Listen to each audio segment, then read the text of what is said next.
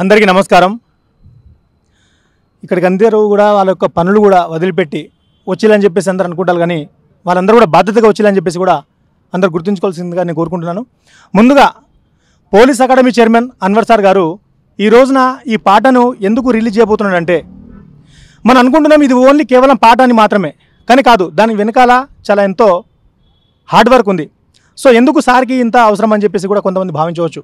కానీ సార్ ఈ ఒక్క సాంగాన్ని కాదు, ముందు నుంచి తను ఎప్పుడైతే అయాన్ ఇన్స్టిట్యూట్ అనే సంస్థను స్థాపించాడో ఆ యొక్క స్టూడెంట్స్కి పాఠాలు చెప్పడమే కాదు, కోచింగ్ ఇవ్వడమే కాదు, వాళ్ళ సమస్యలు కూడా పాలు పంచుకుంటాడు.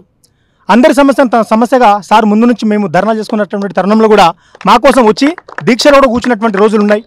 సో కాబట్టి అంత మంచి ఒక స్ఫూర్తిదాయకంగా అందరూ ఇన్స్టిట్యూట్ వాళ్ళు డైరెక్టర్లు కూడా ఏం చేస్తారంటే వాళ్ళ యొక్క లాభం కోసం చూసుకొని అందులోనే ఉండి ఎప్పుడో ఒకసారి వీడియో చేస్తూ ఉంటారు. కానీ ఇట్లా పబ్లిక్లో వచ్చి మన యొక్క సమస్య మీద కొట్లాడే వాళ్ళు ఎవరు లేరు. సో కాబట్టి ముందుగా సార్కి మనందరూ కూడా కృతజ్ఞతలు తెలపాలి. అదేవిధంగా మన కోసం మహిపాల్ యాదవ్ అన్న కూడా చూశారు, గత ప్రభుత్వంలో ఎంతో పోరాటం చేశాడు. సో చాలామంది కూడా మన యొక్క నిరుద్యోగులు కూడా చాలా అంటే మానసిక సంఘర్షణ ఉన్నప్పుడు కూడా అన్నకు ఫోన్ చేస్తే చాలా మందికి ధైర్యం చెప్పేవాడు.